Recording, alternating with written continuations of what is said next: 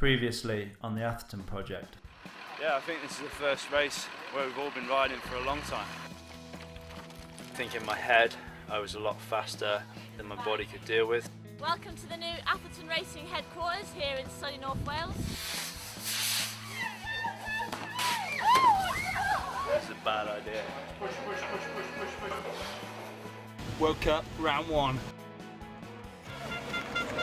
Yeah, I'm stuck with third. All along, like, top three was the goal, you know?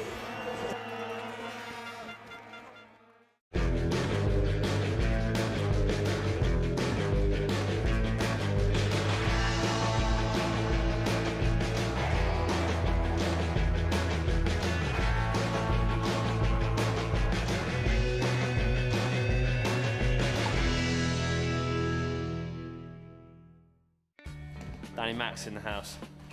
Thought he'd make the trip down from Scotland. Over the last few years, Danny MacAskill has turned himself into a household name. His videos and YouTube clips have shown the public what is possible on a mountain bike. So we've known Danny Mac a few years now. We've never actually been riding with him around our place, so it'll be an experience to see what he can do. Yeah, this is a pretty ideal setup we've got here. One day I aim to have something like this, but I think it'll only be me that's manning it. G quite particular about his sticker position. Yeah, he's quite particular about lots of positions. I don't know if it's anything to do with stickers though. What? I think you've got some mechanics that needs to be done.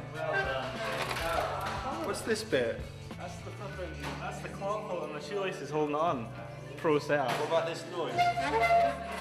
Can I get that bit in? Totally fine. I don't know what you're talking about. Getting you off this rock and then after over the wall. Really? Well, not over the wall, onto it. I don't see how he's going to do it. He reckons he can do it. This is his warm up as well. Straight out of bed. 20 cups of coffee. Up over the wall.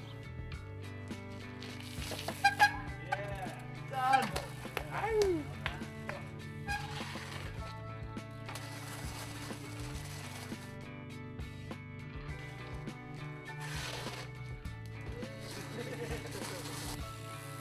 We just kind of rocked up here in our local village, and this is kind of the first time they've ever seen anyone riding a mountain bike, really. Teaching them a whole new way of life with Danny MacAskill.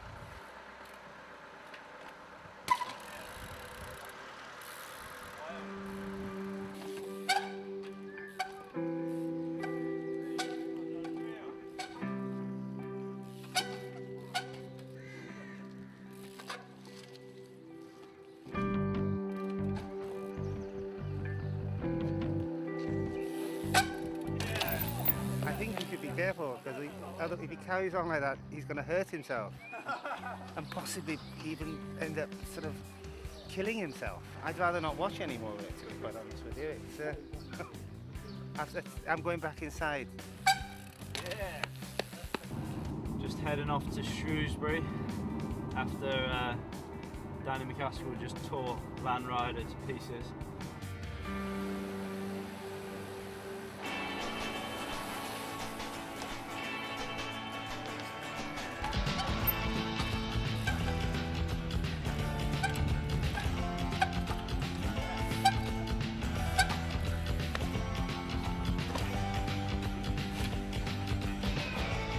They never ride street, they're really, really good.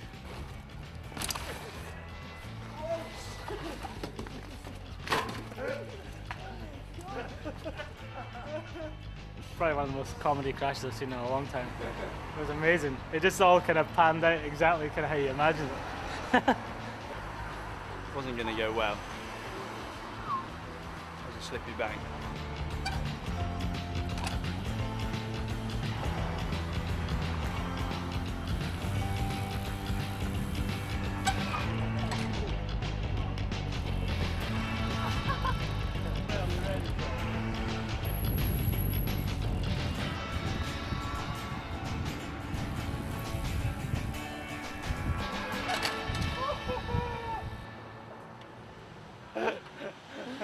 Oh, that was insane.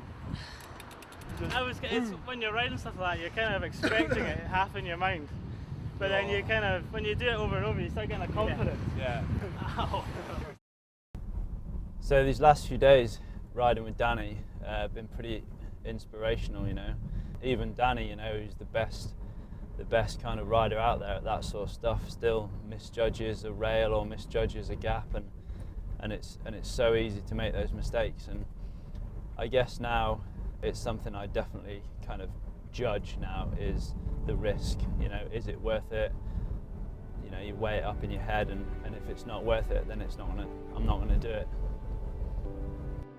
Coming back up to the dirt jumps a few days before we leave to my first World Cup.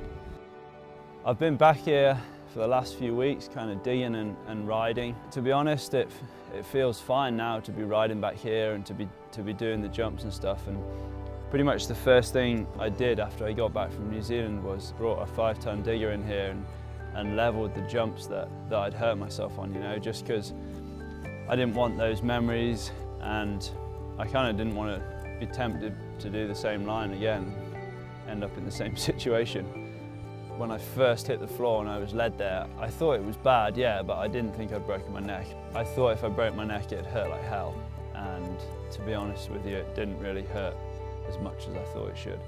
No way did I realise the kind of gravity of the whole situation at all. I think when you have a serious injury like that and you're faced with no choice but what's in front of you, you kind of lie to yourself and you tell yourself things that you want to hear. And I just retreated into my own head and was in my own world. I'd totally given up riding, you know. There was no way I was going to get back on a bike. I don't think I am over it, and I don't know if I ever will get over it. Like I said before, you have to put those thoughts aside and you have to move on with your life. And here I am, 3 days before I go up to the World Cup in Fort William, and it's pretty amazing. Like, it amazes me why I'm back here. But it's what I love doing and it's what I've always done, and like I said, I'm not finished with riding bikes yet. I remember the first time we came up here to Fort William to race. It was probably about 10 years ago. It was just like the most unreal track we've ever ridden. I remember thinking, this is where I want to be at, you know, World Cup stuff. Top of Fort William, first day of practice, just about to step out the gondola and go and smash it up. Me and Affy, back in the game.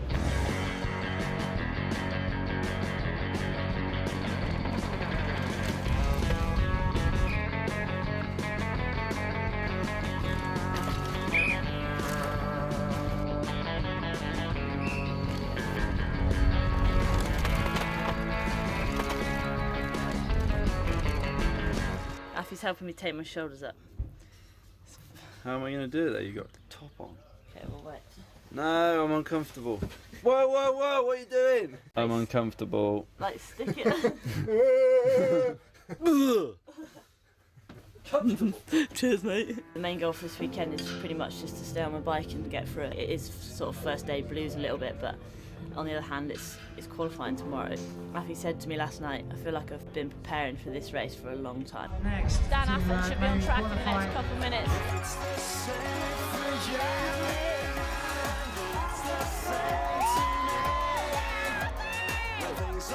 Qualifying was a real big deal. It was my first race back and I was really feeling the pressure. I don't know, I think I was so nervous because like I think after these next few races I know I'll know whether or not I can carry on racing. The Q&A, son. Anything you want to find out? You get yourself in that crowd. Not a bad run for you, second in the qualifier. Yeah, sitting second at the moment. I mean, it's always a bit of a tricky one here at Fort William. You know, you don't know if to get stuck in the qualifying and push as hard as you can and go for that win, or, you know, give yourself a relaxing day tomorrow, qualify mid-pack and, you know, have no pressure on yourself. But I needed the points and I wanted to get up there, so, you know, happy qualifying second. Race day and first World Cup back, just kind of battling with stuff in my head, like, do I want to go fast or do I want to just have fun? I keep changing my mind.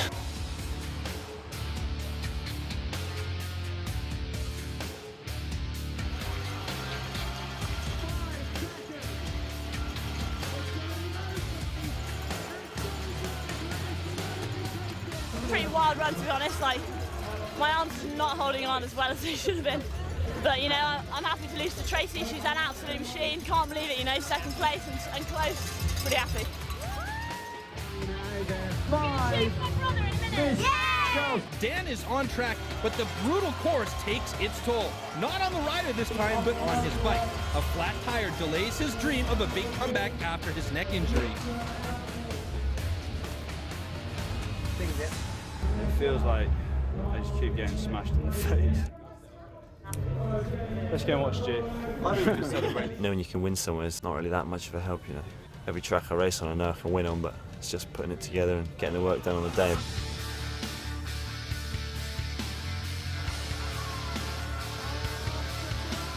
I had the top section pinned all the way down to the deer gate flat out and as I wanted, and after that my wheel exploded. It just lost a load of spokes, just came loose, and you know, from then on it was just a case of making it to the bottom, just getting anything I could, and it was hard to ride then.